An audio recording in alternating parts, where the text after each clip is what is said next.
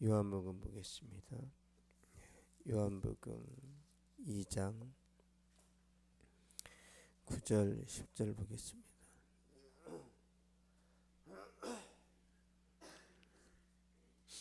요한복음 2장 9절 10절 같이 봉독하겠습니다.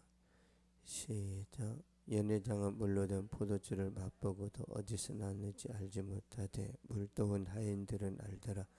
연회장이 신랑을 불러 말하되 사람 먼저 좋은 포도주를 내고 취한 후에 낮은 것을 내거늘 그대는 지금까지 좋은 포도주를 두었도다 하니라. 아멘. 항상 처음처럼 2000년 전 갈릴리 가나에 혼인잔치가 있었는데요. 예수님도 초대를 받았는데 그런데 갑자기 예기치 못한 일이 생긴 거죠. 포도주가 떨어졌습니다. 이스라엘 백성들에게 제일 중요한 건 이제 포도주인데요. 포도주는 이제 잔치를 상징합니다. 우리나라로 따지자면 결혼식에 갔는데 결혼식에 우리가 이제 갈비탕을 먹잖아요. 갈비탕이 떨어진 거랑 비슷한 거예요. 뭔가 먹고 가야 되는데 그러면 이제 신랑도 욕먹고 뭐 신부도 욕먹고 그런 처지이다 보니까 이 결혼식 때문에 이제 많은 이제 문제가 발생할 수 있죠. 사람들 다 초대해 놓고 축의금 받고 이게 뭐냐 뭐 그런 말도 들을 수 있는 거죠. 그러다 보니까 예수님이 어머니 마리아에게 이제 청을 듣게 되는 거죠.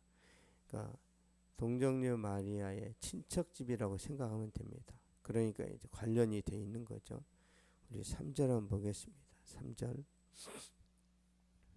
2장 3절 시작. 포도주가 떨어진지라 예수 어머니가 예수에게 이르되 저들에게 포도주가 없다 하니. 아멘.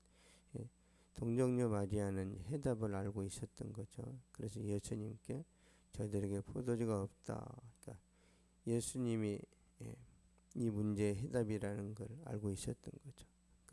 지난번에도 말씀드렸지만 예수님이 이 가나 혼인잔치에 손님으로 있을 때는 아무것도 안 하세요. 근데 주인으로 등장하는 거죠. 문제가 발생했는데 예수님을 초청한 거예요. 그러니까 예수님이 우리 삶 속에 손님으로 계실 때는 일을 안 하시지만 내 삶의 주인이 되고 내 삶의 왕이 되는 순간 기적을 보이세요. 그래서 우리도 동정녀 마리아처럼 예수님을 내 삶의 중심에 모시면 물이 변하여 포도주가 되는 기적을 보게 되는 거죠. 우리 8절 9절 한번 보겠습니다. 8절 9절 시작. 이제는 떠서 연회장에게 갖다 주라 하시매 갖다 줬더니 연회장은 물로 된 포도주를 맛보고도 어디서 났는지 알지 못하되 물도 온 하인들은 알더라. 연회장이 신랑을 불러. 아멘. 이런 놀라운 기적이 일어났는데 사람들은 잘 모르는 거죠. 순종하는 사람만 이걸 알게 되는데 어쨌든 결혼식의 어두운 분위기, 포도주로 인해서 추치당할 수 있는 그 위기 때 주님이 등장을 하신 거죠. 그러니까 주님은 우리가 실패했을 때 찾아오신다는 거예요. 우리가 잘 나갈 때는 주님이 개입을 잘 안 하세요. 왜냐하면 잘 나갈 때는 주님이 뭐 도와준다고 해도 괜찮다, 나 혼자도 잘 된다, 그런 성향이 있어요. 그래서 모세도 실패했을 때, 또 뭐 다윗도 실패했을 때, 모든 사람들이 실패했을 때 주님이 찾아오시는 거죠. 우리도 마찬가지. 우리도 힘들고 고통스러울 때 주님이 찾아왔기 때문에 우리가 주님을 우리가 환영한 거지. 우리가 잘 나갈 때는 별로 관심이 없죠. 누가복음 5장 보겠습니다.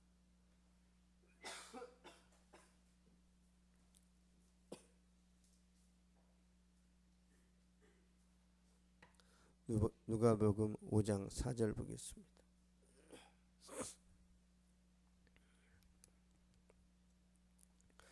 시작. 말씀을 마치시고 시몬에게 이르시되 깊은 데로 가서 그물을 내려 고기를 잡으라. 아멘. 당시 갈릴리 호수에 약 250隻의 고깃배가 있었는데 그 중에서 시몬 베드로의 배를 예수님이 선택하신 거죠. 그러니까 시몬 베드로는 밤새도록 고기를 잡았는데 한 마리도 못 잡았어요. 다른 배들은 상황이 다릅니다. 시몬 베드로만 못 잡은 거예요. 그래서 굉장히 실망감에 이제 지금 이제 끝 마무리를 하는데 예수님이 그 배에 이제 찾아오셔서 말씀 전한 다음에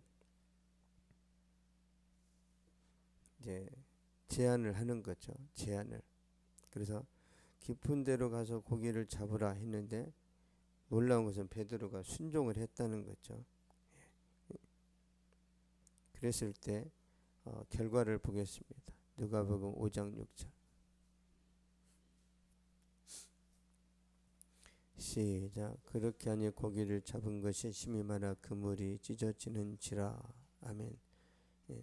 그렇게 하니 순종하니까 고기를 많이 잡아서 그물이 찢어질 정도죠.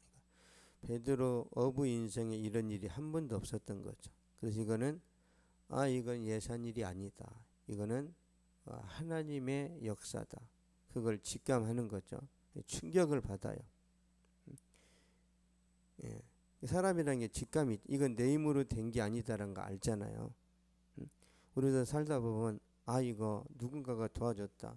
그 누군가는 우리는 이제 하나님이라는 걸 아는데 세상 사람들은 그런지 잘 모르죠. 보겠습니다. 베드로가 어떻게 말하는지. 5장 8절 시작. 시몬 베드로가 이를 보고 예수의 무릎 아래에 엎드려 이르되 주여 나를 떠나소서 나는 죄인이로소이다 하니. 아멘. 주여 나를 떠나소서 나는 죄인이로소이다. 그러니까 예수님 앞에서 죄를 고백한다는 것은 예수님이 하나님이라는 걸 직감하는 거예요. 만약에 예수님이 유대 왕이다 그러면 주여 왕이여 감사합니다 그러겠죠. 그러니까 우리가 죄를 고백한다라는 것은 하나님 앞에 우리가 이제 섰을 때 본능적으로 이제 고백하는 거죠. 우리가 호랑이 앞에서 죄를 고백하지 않잖아요. 그냥 공포감을 느끼지. 근데 하나님 앞에 서게 되면 경외감을 느끼죠. 그래서 베드로가 실패를 통해서 예수님을 만나요. 실패를 통해서. 그 다음에 이 베드로의 인생이 변화되는 거죠. 그러니까 예수님이 우리가 실패했을 때 찾아오셔서 만나 주시고 그 다음에 이제 반전을 시키시는 거죠. 고기 잡는 어부가 사람 낚는 어부로 이제 변화되는 그런 일들이 일어납니다. 그래서 실패는 예수님을 만날 수 있는 절호의 기회입니다. 나는 절대 실패하지 않아야지.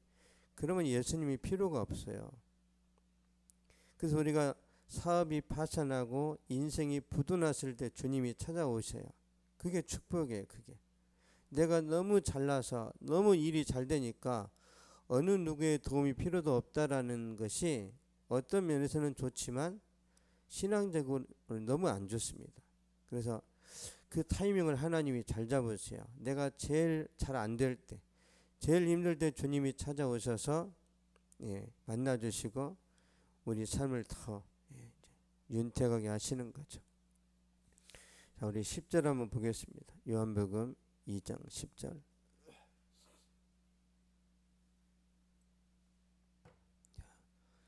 2장 10절 시작. 말하되 사람마다 먼저 좋은 포도주를 내고 취한 후에 낮은 것을 내거는 그대는 지금까지 좋은 포도주를 두었도다 하니라. 아멘.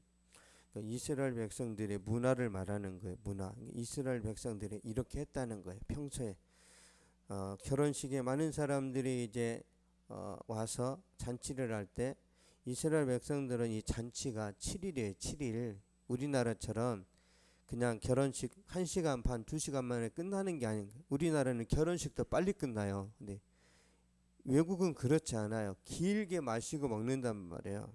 그러니까 처음에는 비싼 걸 내놓고 술에 취하면 아주 형편없는 포도주를 내놓는 그게 일상이고 그게 하나의 문화란 말이에요. 별로 좋지 않은 거죠. 이게 이스라엘 백성들의 상식이에요. 처음에는 좋은 포도주를 내놓고 나중에는 품질이 떨어지는 것을 내놓는데 그대는 지금까지 좋은 포도주를 두었도다. 예, 칭찬하는 거죠. 예, 그러니까 주님께서 그러니까 물로 포도주를 만들었는데 이 포도주 질이 아주 좋다는 거예요. 아주. 그러니까 주님의 뜻이 뭐냐면 주님은 처음과 나중이 동일해야 된다 그 말이에요. 그러니까 우리가 이제 식당을 개업하잖아요. 식당 개업했을 때 손님 모아야 되니까 막 싸게도 주고 품질 좋은 걸 쓰다가 손님이 많이 모아지면 그때부터 재료를 바꾸죠. 그래서 망한 사례가 진짜 많거든요. 처음에는 잘해요. 처음에는. 근데 좀 배가 부르고 여유가 생기면 이제 폭리를 취하려고 이제 잔머리를 쓰다가 망하는 경우들이 참 많잖아요. 그건 기독교 윤리가 아니에요. 기독교 윤리는 처음이나 나중에는 동일해야 돼. 한결 같아야 돼. 아, 저 사람 한결 같다. 아, 저 사람 정말 정직하고 저 사람은 정말 하나님의 말씀을 있는 그대로 순종하고 그 말씀대로 살아가는 사람이다. 그렇게 보여지기를 원한다는 거죠. 주님은. 근데 많은 사람들이 그렇지 못해요. 이스라엘 백성들마저도 먼저 좋은 포도주를 대접하고 취하면은 이제 바꾼단 말이에요. 근데 세상 사람들이 똑같습니다. 우리가 사는 세상도. 그러니까 이런 이제 환경 속에 우리가 살다 보니까 그러면 나만 착하게 살아야 되나? 그러면서 이제 닮아가는 성향이 있는데 이게 잘못된 거라는 거죠. 골로새서 3장 보겠습니다. 골로새서 3장 23절.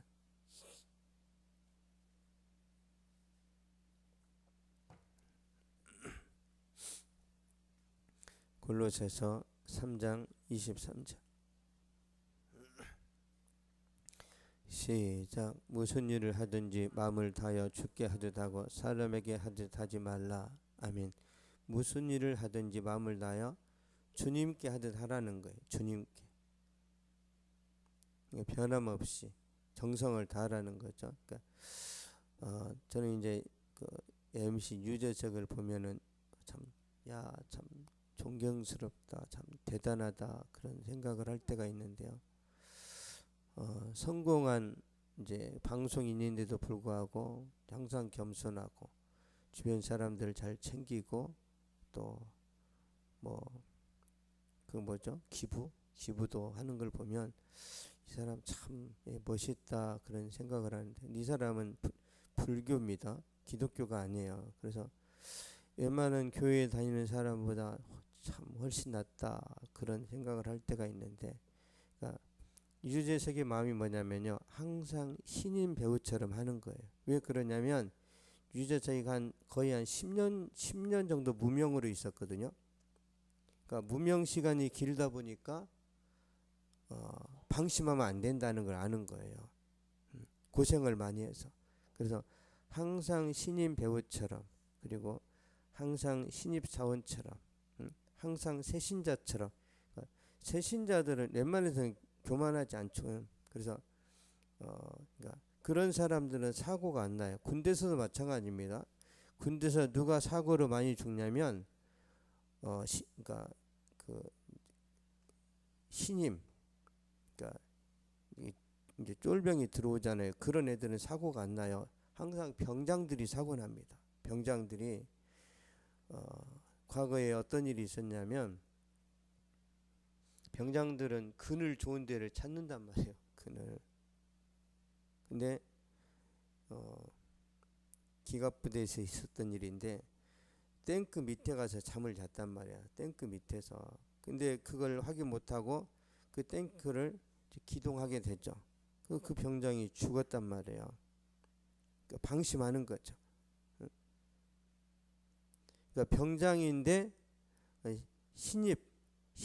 그러니까 사병처럼 그런 마음을 갖고 있는 사람은 절대 사고가 안 나죠. 목회도 마찬가지예요. 목회도 전도사 때는 사고 잘 안 납니다. 전도사 때는 많은 경력이 쌓였을 때가 문제가 되는 거죠. 그래서 이 유재석 같은 사람들은 지금 어마어마한 경력이 쌓였는데도 장수하는 이유가 순수하고 또 성실하다는 거죠. 신앙인들에게 이런 것들이 필요하죠. 그러면 우리가 이제 마지막에 웃게 되는 거죠. 하나님 앞에서 상급을 받게 되는 것인데, 그러니까 무슨 일을 하든지 마음을 다하여 주께 하듯 하고 사람에게 하듯 하지 마라. 이 결과는 굉장히 좋습니다. 이 세상에서도 하나님이 높여주시지만 주님 나라에 가서, 그러니까 이 세상보다 하나님 나라 가실 때가 더 중요합니다. 그래서 이 세상에서도 100배의 복을 받고 하나님 앞에 가서도 이 상급을 받는다고 말씀하셨는데, 우리가 사람들 앞에서 또 하나님 앞에서 정직과 신앙으로 잘 달려가고 그렇게 우리가 순종할 때 하나님께서 우리를 통해서 전도도 하시고 승리하는 삶을 주실 거라고 믿습니다. 기도하겠습니다. 살아계신 하나님 감사합니다. 이 시간도 우리가 어떻게 처음 사랑으로 그리고 첫사랑의 신앙처럼 살아가야 되는지 그 부분에 대해서 잠깐 점검했습니다. 거룩하신 아버지, 우리가 예수 믿는 그 순간순간들마다 때로 방심하고 때로 우리가 늘어질 때가 있습니다. 하나님께서 우리 마음을 붙들어 주시고 항상 정말 신입사병처럼 그리고 갓 결혼한 신부처럼 그런 설레임과 긴장감과 그리고 항상 깨어있는 마음으로 믿음 생활을 잘할 수 있도록 도와주시고, 그러므로 하나님의 은혜와 능력과 축복이 주여 우리 평생에 함께하도록 역사하여 주시옵소서. 한때 뜨거웠다가 멈춰버리는 것이 아니라 지속적으로 뜨겁고 충만하고 또한 은혜와 감동과 믿음이 더 강렬하여져서 하나님 앞에서 축복의 통로로 쓰임받는 우리의 삶이 될 수 있도록 주께서 역사하여 주시옵소서. 거룩하신 주님의 능력이 우리와 함께할 줄로 믿습니다. 주여 성령으로 역사하여 주시옵소서. 감사드리며 예수님의 이름으로 기도하옵나이다. 아멘. 하늘에 계신 우리 아버지여, 이름이 거룩히 여김을 받으시오며 나라가 임하옵시며 뜻이 하늘에서 이루어진 것 같이 땅에서도 이루어지이다. 오늘 우리에게 일용할 양식을 주시옵고 우리가 우리에게 죄진 자를 사하여 준 것 같이 우리 죄를 사하여 주시옵고 우리를 시험에 들게 하지 마시옵고 다만 악에서 구하시옵소서. 나라와 권세와 영광이 아버지 영원히 있사옵나이다. 아멘.